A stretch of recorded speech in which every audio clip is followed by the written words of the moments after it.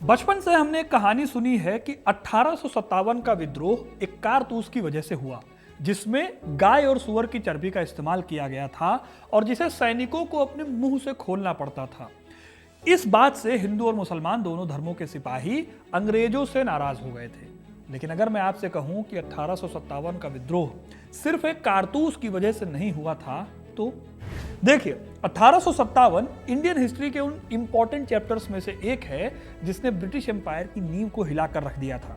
मेरठ से उठी एक चिंगारी जल्दी ही एक ऐसी आग में बदल गई जिसमें ईस्ट इंडिया कंपनी का फ्यूचर बुरी तरह से झुलस गया। इस विद्रोह ने भारत के इतिहास को कुछ ऐसा बदला कि आज भी उस बदलाव का इफेक्ट हम देखते हैं अपनी सोसाइटी पर। कई लोगों को लगता है कि मेरठ से शुरू हुए सैनिक विद्रोह से 1857 की शुरुआत हुई और ये एक बड़े पैमाने पर सैनिक विद्रोह था, लेकिन सच्चाई ये नहीं है। 1857 का विद्रोह कई दशकों से जमा हो रहे आक्रोश, असंतोष और अन्याय का रिजल्ट था। आज हम बात करेंगे 1857 के विद्रोह की, कैसे ये विद्रोह उपजा, कैसे सिर्फ कुछ हजार लोग मिलकर भारत के एक बड़े हिस्से पर जुल्म ढाने लगे। ये कहानी उसी धोखे, अविश्वास और भयंकर प्रतिरोध की है। तो वीडियो को इन तक जरूर देखिएगा, क्योंकि अपना इतिहास नहीं जानोगे तो खुद को कैसे पहचानोगे। दोस्तों, यूपीएससी आज भी इंडिया के सबसे टफ एग्जाम्स में से एक है। हर साल 10 लाख लोग इस एग्जाम के लिए अपीयर होते हैं या फॉर्म भरते हैं। अब यूपीएससी के लिए पढ़ते तो सब हैं, पर प्रीलिम्स वही निकालते हैं जो सही टाइम पर खुद को टेस्ट करते हैं। और सेल्फ टेस्टिंग का वो फॉर्मूला हमने एक्सपर्ट्स के साथ मिलकर महीनों की मेहनत के बाद तैयार किया है, वो भी सिर्फ आपके लिए। हिस्ट्री कनेक्ट की यूपीएससी टेस्ट सीरीज को हमने इसी पर्पज से डिजाइन किया है कि आपका प्रोकास्टिनेशन खत्म हो जाए, टाल मटोल वाली बातें ना रह जाएं। एक प्रॉपर टाइम बाउंड शेड्यूल के साथ आपको 15 टेस्ट मिलेंगे जो पूरे सिलेबस को कॉम्प्रिहेंसिव तरीके से कवर करेंगे। इसमें सिर्फ आंसर नहीं होंगे, बल्कि इन डेप्थ एक्सप्लेनेशन मिलेगी आपको, जो आपको यूपीएससी माइंडसेट में ट्रेन करेगी। आपको पता है कि मैं अपने कंटेंट की क्वालिटी से कभी भी समझौता नहीं करता हूं, और वही सीरियसनेस आपको इन टेस्ट पेपर्स में भी दिखेगी। अगर आप इस साल के प्रीलिम्स को लेकर सीरियस हैं और एग्जाम देना चाहते हैं, तो इस टेस्ट सीरीज को मिस करना एक बड़ी गलती हो सकती है। लिंक आपको डिस्क्रिप्शन और पिन्ड कमेंट्स में मिल जाएगा, वहां जाकर टेस्ट सीरीज को ज्वाइन कीजिए और अभी तुरंत चेकआउट कीजिए। तो कहानी में आगे बढ़ते हैं। यह साल 1857 था। साल की शुरुआत में ही बंगाल आर्मी की छावनियों में कुछ फुसफुसाहट चल रही थी। ईस्ट इंडिया कंपनी की सेना में एक नई राइफल आई थी, एनफील्ड राइफल। इस राइफल को चलाने के लिए कारतूस को पहले दांतों से काटना पड़ता था। सिपाहियों के बीच इसी बीच ये अफवाह फैली कि इन कारतूसों पर गाय और सुअर की चर्बी मिली हुई है। अब गाय हिंदुओं के लिए पवित्र थी और सुअर मुसलमानों के लिए हराम था। सेंटिमेंट ये बना कि अंग्रेज अब भारतीयों के धर्मों पर भी हमला कर रहे हैं। कंपनी ने कहा कि ये सब कुछ अफवाह है, लेकिन किसी ने इस बात को माना नहीं। फिर जब कुछ सिपाहियों ने कारतूस का इस्तेमाल करने से इनकार किया, तो उन्हें सजा दी गई और अपमानित किया गया। इस अपमान ने आग में घी का काम किया और 29 मार्च 1857 को बैरकपुर में मंगल पांडे ने खुलेआम अफसरों का विरोध करते हुए हथियार उठा लिया। मंगल पांडे को फांसी की सजा दे दी गई, लेकिन उनकी लगाई आग बुझी नहीं। 10 मई 1857 की शाम को वही चिंगारी मेरठ में फिर से भड़क उठी। यहाँ 85 सिपाहियों ने कारतूस का इस्तेमाल करने से मना किया। इन सभी को सजा मिली, बेइज्जती दी गई, बेड़ियों और कठोर कारावास की यहाँ पर सजा हुई। इस सजा के विरोध में शाम ढलते ही मेरठ की छावनी में विद्रोह फूट पड़ा। जेल तोड़ी गई, अंग्रेज अफसर मारे गए और उसी रात घोड़ों पर सवार होकर ये सिपाही दिल्ली निकल गए। 11 मई की सुबह दिल्ली पहुंचकर इन सिपाहियों ने लाल किले पर कब्जा कर लिया। मुगल बादशाह को इन्होंने विद्रोह का प्रतीक बनाया और इसके बाद दिल्ली से यह विद्रोह कानपुर, लखनऊ, झांसी, इलाहाबाद और यहां तक कि बिहार तक फैल गया। जल्दी ही लगभग पूरा उत्तर भारत इसकी चपेट में आ गया। लेकिन सवाल है कि क्या सिर्फ इन कारतूसों की वजह से इतना बड़ा विद्रोह खड़ा हुआ, या फिर कोई और वजह है इस विद्रोह के इतना बड़ा हो जाने में। इसे समझने के लिए आपको एक बात समझनी होगी। कोई भी बहुत बड़ा विद्रोह जो होता है वो किसी एक घटना से नहीं उपजता। इसके पीछे कई फैक्टर्स काम करते हैं। और अगर आप देखो 1857 के विद्रोह को, तो यहाँ पर हर विद्रोही के पास हथियार उठाने की अपनी अपनी अलग अलग वजह थी। मेरठ का विद्रोह तो बस उस बारूद को चिंगारी देने के जैसा था जो दशकों के असंतोष से उभर रहा था।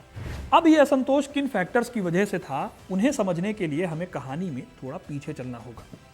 1757 में प्लासी की जंग जीतने के बाद से लेकर 1818 तक मराठों पर कब्जा करने तक ईस्ट इंडिया कंपनी देश के बहुत बड़े हिस्से पर अपना कब्जा जमा चुकी थी। लेकिन ईस्ट इंडिया कंपनी का लालच अभी भी अपने पीक पर था। कंपनी अभी भी और दूसरी जगहों पर कब्जा करने की कोशिश में थी। इसके साथ ही अपने शासन को मजबूत बनाने के लिए कंपनी ने भारत के समाज, इसकी अर्थव्यवस्था और राजनीति में ऐसी दखल दी कि समाज का एक एक वर्ग इससे परेशान हो गया। सबसे पहले बात करते हैं अंग्रेजों की इंपीरियल पॉलिसी की, यानी कि अपने साम्राज्य को बढ़ाने का लालच वाली पॉलिसी। भारत में अपने एम्पायर की बाउंड्री को बढ़ाने के लिए सबसे पहले वेलेस्ली ने सहायक संधि यानी सब्सिडरी अलायंस को शुरू किया।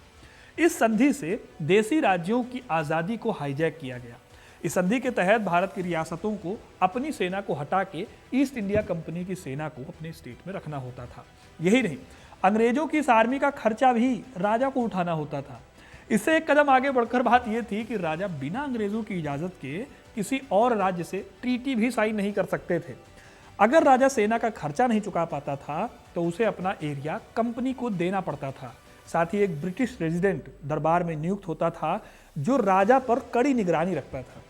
इसके साथ ही ब्रिटिश रेजिडेंट को दरबार में एक नियुक्त किया जाता था जो राजा पर क्लोजली नजर रखता था। इन सब से भी एक कदम आगे का दिमाग लगाया लॉर्ड डलहौजी ने। डलहौजी की नीति थी डॉक्ट्रिन ऑफ लैप्स यानी हड़प नीति। यह नीति कहती थी कि अगर किसी राजा की कोई संतान नहीं है तो उसका गोद लिया हुआ बेटा वारिस बनेगा या नहीं, ये अंग्रेज तय करेंगे। अब ये कानून कोई एडमिनिस्ट्रेशन को सही से चलाने की कोशिश नहीं थी, बल्कि एक कॉन्स्पिरेसी थी रियासतों को हथियाने की। डलहौजी की इस पॉलिसी के चलते सतारा, जयपुर, संभलपुर और झांसी सब एक एक करके कंपनी के कंट्रोल में चले गए। साल 1856 में अंग्रेजों ने अवध का भी विलय कर लिया कुशासन का आरोप लगाकर। अवध के नवाब वाजिद अली शाह जो लखनऊ में बहुत पॉपुलर थे, उनको कोलकाता में निर्वासित कर दिया गया। इस विलय ने पूरे नॉर्थ इंडिया को शॉक में डाल दिया, क्योंकि अवध को nursery of the Bengal army कहा जाता था। ईस्ट इंडिया कंपनी के सबसे वफादार और जाबाज सिपाही इसी जगह से आते थे, इसी एरिया से आते थे। जब उनके अपने नवाब वाजिद अली शाह को कुशासन के नाम पर बेइज्जत करके निकाला गया तो यहाँ के सैनिक काफ़ी नाराज हुए। अंग्रेजों ने कई पोस्ट को भी खत्म कर दिया और कई लोगों की पेंशन बंद कर दी। फिर चाहे वो पेशवा बाजीराव के दत्तक पुत्र नाना साहब की पेंशन हो या कर्नाटक, सूरत और तंजौर के राजाओं की उपाधियों को खत्म करना हो। कंपनी ने यह भी अनाउंस कर दिया कि मुगल बादशाह बहादुर शाह जफर के बाद उनके उत्तराधिकारियों को लाल किला खाली करना पड़ेगा। इससे एक कदम आगे जाकर लॉर्ड कैनिंग ने कहा कि बहादुर शाह जफर के उत्तराधिकारी बहादुर शाह जफर के बाद बादशाह की उपाधि भी नहीं लगा पाएंगे। यानी मुगल विरासत को पूरी तरह से खत्म करने की कोशिश कर रहे थे अंग्रेज।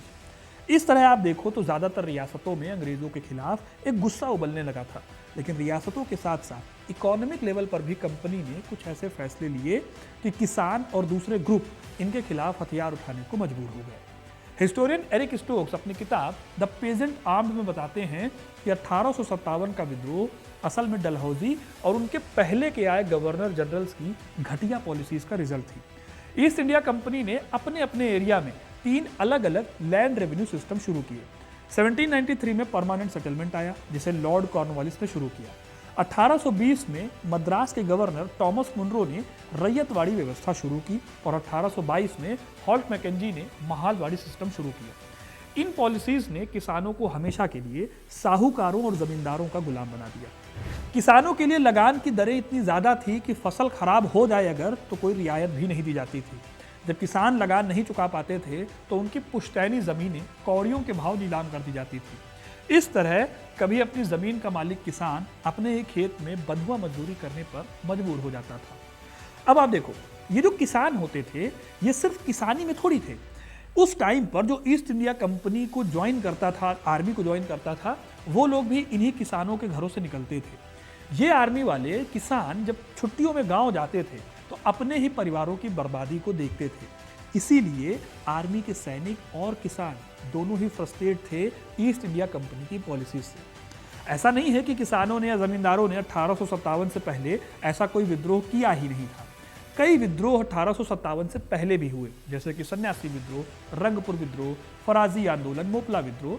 1857 से पहले अंग्रेजी शासन के अत्याचारों के खिलाफ ये लोग खड़े हुए, लेकिन इसमें कोई भी आंदोलन पूरी तरह से कामयाब नहीं हुआ या फिर उस स्केल पर नहीं आया जिस स्केल पर 1857 का विद्रोह था।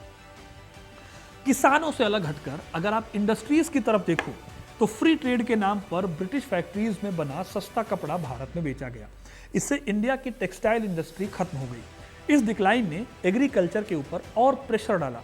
रिजल्ट ये हुआ कि 18वीं शताब्दी खत्म होते होते जो कुटीर उद्योग थे वो भी दम तोड़ चुके थे। उधर इनाम कमीशन के तहत बहुत सी जमीनों और जागीरों को यह कहकर छीन लिया गया कि ये जमीनें गलत तरीके से दी गई थी। इसी तरह से जो ट्राइबल कम्युनिटीज थी उनके साथ भी अत्याचार हुए। ब्रिटिश शासन ने जंगल कानून, नगद लगान और ठेकेदार साहूकार सिस्टम लागू कर दिया। इससे आदिवासी पहली बार कानूनी अपराधी बना दिए गए, क्योंकि अब वो उसी जंगल से लकड़ी या शिकार नहीं कर सकते थे जिसे वो सदियों से अपना मानते थे। 1857 आते आते ये लोग भी कई जगहों पर अंग्रेजों के खिलाफ खड़े हो गए थे। संथाल, कोल, भील, मुंडा और गोंड कबीलों ने अपने अपने एरियाज में अंग्रेजी चौकियों, महाजनों और पुलिस पर हमले किए। इस तरह अगर कंक्लूजन में बताएं तो पूरी पिक्चर ये है कि ईस्ट इंडिया कंपनी ने न किसानों को छोड़ा, न यहाँ के राजाओं को छोड़ा, न जमींदारों को छोड़ा, न आदिवासियों को, और न ही उन लोगों को जो कुटीर उद्योग में थे। लेकिन इन सबके साथ में अंग्रेजों ने कुछ ऐसे कदम उठाए जिसने पूरी सोसाइटी को अपना शिकार बनाया। ईस्ट इंडिया कंपनी ने इंडियन सोसाइटी में एक कल्चरल डर पैदा करने की कोशिश की। इन्होंने इंडियंस की जो प्रथाएं पहले से चली आ रही थी उनको खत्म करने का दबाव डाला। ये पॉलिसीज थी जैसे कि 1829 में सती प्रथा का खात्मा, या फिर कन्या भ्रूण हत्या पर रोक और विधवा पुनर्विवाह। अब ये सारे जो सुधार थे बहुत प्रोग्रेसिव थे और आज की डेट में बहुत ह्यूमन लगेंगे आपको, लेकिन उस दौर में इन परंपराओं के विरोध से माना जाता था कि सदियों पुरानी आस्था और विश्वास को दबाया जा रहा है। जैसा कि आज भी किसी प्रथा पर आप बात करते हैं तो अक्सर उस पर यह बात आती है कि हमारे धर्म के ऊपर खतरा हो गया। भारत के बाकी धर्मों के बारे में खुलकर बुराई की जाती थी। इन सबसे जल्दी ही लोगों के मन में ये बात बैठ गई कि अंग्रेज धीरे धीरे उनके धर्म को भ्रष्ट करके उन्हें ईसाई बनाना चाहते हैं। ये बात और तब कंफर्म हो गई जब ईसाई मिशनरीज की एक्टिविटीज बढ़ती चली गई। जेलों में साझा मेस की शुरुआत हुई और नए स्कूलों में बाइबल को पढ़ाना कंपलसरी कर दिया गया। Historian C.A. बेली इसे नॉलेज क्लैश कहते हैं, जहां भारतीय जीवन मूल्यों और थोपी गई पश्चिमी आधुनिकता के बीच में एक हिंसक और अपरिहार्य टकराव पैदा हो रहा था। वहीं अगर इस बात पर जाएं कि सैनिक क्यों नाराज थे, तो इसकी वजह यह थी कि भारतीय सैनिक अंग्रेजी सेना की रीढ़ थे, फिर भी वो ना तो सम्मान पाते थे और ना ही उनको कोई समान अधिकार मिलते थे। बड़ी बड़ी पोस्ट पर सिर्फ ब्रिटिशर्स के लिए ही रिजर्वेशन थी, सैलरी कम थी और प्रमोशन तो जैसे था ही नहीं। इसी बीच में लॉर्ड कैनिंग ने सामान्य सेवा भर्ती अधिनियम पास किया। इसमें सैनिकों को समुद्र पार भेजने की बात कही गई। भारत में समुद्र को पार करना उस दौर में धार्मिक रूप से बैन था। समुद्र पार करने का मतलब होता था कि आप पथभ्रष्ट हो गए हैं, जिससे जो व्यक्ति है उसका अपने धर्म में वापस लौटने का रास्ता बंद हो जाता था। अब सैनिकों के धैर्य की सीमा अतिक्रमण का तो हो ही रहा था। इस बीच जब कारतूस की अफवाह उठी तो विद्रोह शुरू हो गया। ये विद्रोह बैरकपुर से शुरू हुआ, जैसा कि मैंने वीडियो में बताया था। देखते ही देखते जंगल में आग की तरह नॉर्थ इंडिया और सेंट्रल इंडिया के बहुत बड़े हिस्से में ये विद्रोह फैल गया। कानपुर में नाना साहब पेशवा, जो अपनी पेंशन बंद होने और अंग्रेजों के रूखे व्यवहार से आहत थे, उन्होंने विद्रोहियों का नेतृत्व संभाला। उनके साथ थे तात्या टोपे, जिनकी छापामार युद्ध रणनीति ने अंग्रेजी सेनापतियों की नींद हराम कर दी। ऐसे ही लखनऊ में बेगम हजरत महल ने बहादुरी दिखाई। उन्होंने बहुत कम उम्र के अपने बेटे बिरजिस कद्र को अवध का नवाब घोषित किया और लखनऊ रेजिडेंसी का घेराव कर दिया।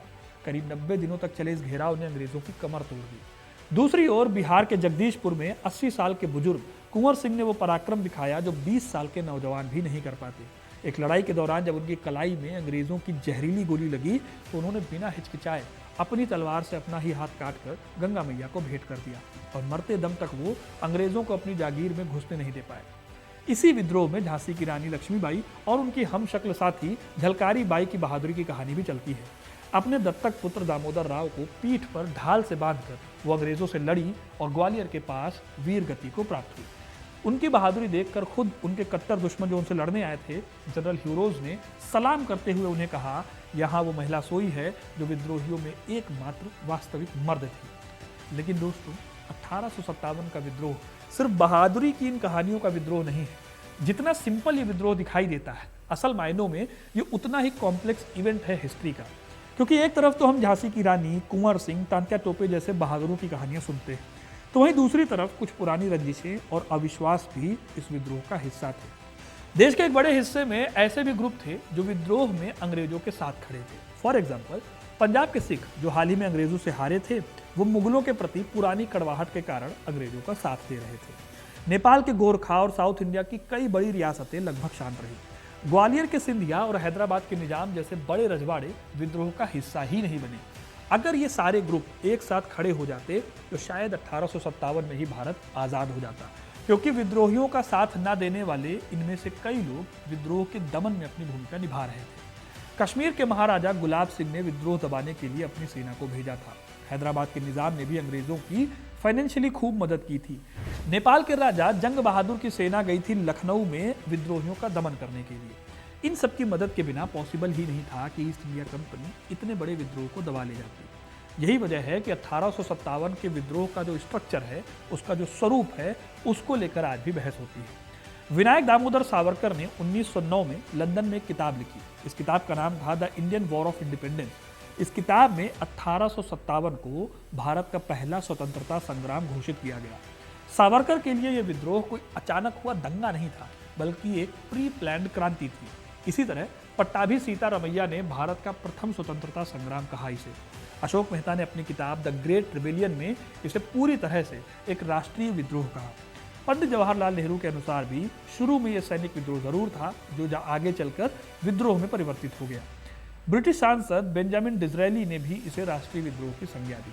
वहीं अगर मॉडर्न हिस्ट्री में देखा जाए, जो नए नए अलग अलग रिसर्च हुए हैं और जो फैक्ट्स आते हैं, वो ये बताते हैं कि ये विद्रोह एक सैनिक विद्रोह से कहीं ज़्यादा था। दूसरी ओर कई कॉलोनियल हिस्टोरियन हैं जो इस विद्रोह की इमेज को बहुत छोटा दिखाना चाहते हैं, जैसे कि सर जॉन लॉरेंस, जो इसे महज एक सिपॉय म्यूटनी मानते हैं। खैर दोस्तों, 1857 में शुरू हुए इस विद्रोह को 1858 तक आते आते अंग्रेजों ने काबू पा लिया।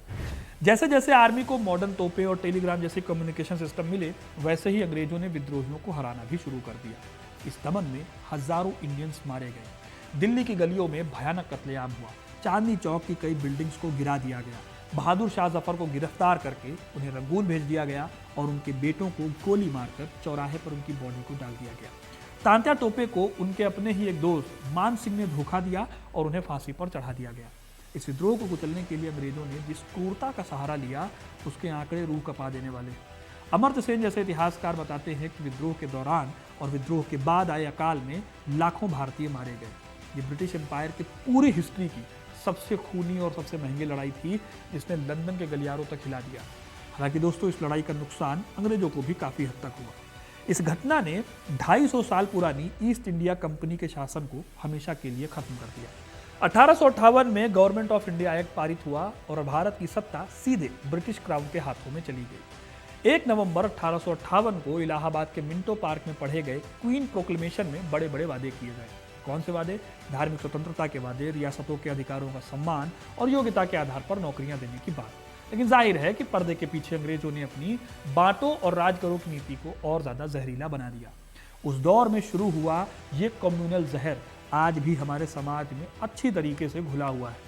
अब दोस्तों, 1857 का विद्रोह भले ही अपने मकसद में पूरी तरह से कामयाब नहीं हो पाया, लेकिन ये भी एक फैक्ट है कि इस विद्रोह ने भारत में राष्ट्रवाद की एक नींव डाली। ये पहला ऐसा विद्रोह था जब राजा से लेकर आम पब्लिक तक, किसानों से लेकर जवानों तक, सबने एक साथ मिलकर बाहरी हुकूमत के खिलाफ आवाज उठाई। इस विद्रोह ने अंग्रेजों को ये समझाया कि भारत पर कंट्रोल करने के लिए कई दूसरे हथकंडे भी अपनाने होंगे। वही भारतीयों को ये समझ में आया कि अंग्रेजों के रहते इस देश में तरक्की पॉसिबल नहीं है। आगे चलकर इसी विद्रोह से महात्मा गांधी, सुभाष चंद्र बोस और भगत सिंह जैसे महानायकों का जन्म हुआ। इस तरह ये एक ऐसा व्यापक जन आंदोलन था जहाँ ब्राह्मण, सिपाही, मुस्लिम मौलवी और दलित बुनकर और बेदखल किसान सभी अपनी साझा पहचान और अस्तित्व को बचाने के लिए एक झंडे के नीचे आए थे। तो दोस्तों, ये थी पूरी कहानी 1857 के विद्रोह की। मैंने 1857 पर और भी कई वीडियोस बनाए हैं, जिनमें मैंने चांदनी चौक, कश्मीरी गेट, इन सब पर बताया है कि किस तरह से इसको पूरी तरह से ध्वस्त किया और कैसे अंग्रेजों ने बहुत ही ब्रूटली इस विद्रोह को दबाया था। ये सारी वीडियोस आपको लिंक में डिस्क्रिप्शन में मिल जाएंगी। टेस्ट सीरीज को भी ज्वाइन करना मत भूलिएगा। हमारी एक टेस्ट सीरीज चल रही है यूपीएससी को लेकर, जिसमें हमने यूपीएससी के स्टूडेंट्स के लिए स्पेशली काफ़ी अच्छी सीरीज बनाई है, बहुत मेहनत करके। तो आप उसको चेकआउट करना मत भूलिएगा। तब तक के लिए बहुत बहुत धन्यवाद।